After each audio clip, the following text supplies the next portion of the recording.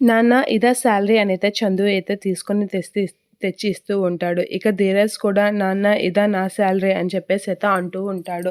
అలా అంటూ అక్కడ పెట్టేస్తూ ఉంటాడు. అదేంట్రా నువ్వు కొత్తగా ఇస్తున్నావు అని చెప్పేసి ధీరజ్ అయితే అడిగేసరికి ప్రేమ్‌కి నాకు ఉండడానికి ఇల్లు ఇచ్చారు. 3 పూట్ల తిండి పెడుతున్నారు. అందుకే అని అనేసరికి ఏంటి నువ్విచ్చిన 6,000కి ఏకం గడిచినట్లు మాట్లాడుతున్నావే!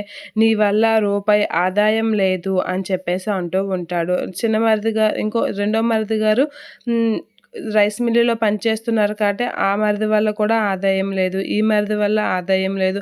మా ఆయన ఒక్కడే ఉద్యోగం చేసి 50,000 ఏంటి వింటున్నారా? 50,000 సంపాదించి ఇస్తున్నాడు అనైతే అంటూ ఉంటుంది శ్రీవల్లి. ఆ మాటలకి అందరూ అయితే షాక్ అవుతూ ఉంటారు. ఇక నర్మదా సాగర్ వాళ్ళు షాక్ అయ్యి అలా చూస్తూ ఉంటారు. మీరు ఏ పని పాట చేయకుండా మా ఆయన తెచ్చిన జీతం మీదే అందరూ ఇదవుతున్నారు అని చెప్పేసి శ్రీవల్లి అయితే అంటూ ఉంటుంది. ఆ మాటలకి ప్రేమ కూడా చాలా గిల్టీగా ఫీల్ అవుతూ ఉంటుంది. అలా గిల్టీగా ఫీల్ అవుతూ ఉంటే నర్మద అయితే చూడక మా ఆయన రైస్ మిల్లులో పనిచేసిన వర్క్‌కి శాలరీ లెక్క కట్టుకుంటే నెలకి 70,000 వస్తుంది. ఆ విషయం గుర్తుపెట్టుకో అనేతో అంటూ ఉంటుంది. దాంతో పోల్చుకుంటే బావగారి కన్నా ఒక 20,000 ఎక్స్‌ట్రానే సంపాదిస్తున్నారు అని చెప్పేసి అంటూ ఉంటుంది నర్మద. ఆ మాటలకి రామరాజు అయితే అలా చూస్తూ ఉంటాడు. ఇక నువ్వు జీతాల గురించి, డబ్బుల గురించి మాట్లాడకపోవడం మంచిది.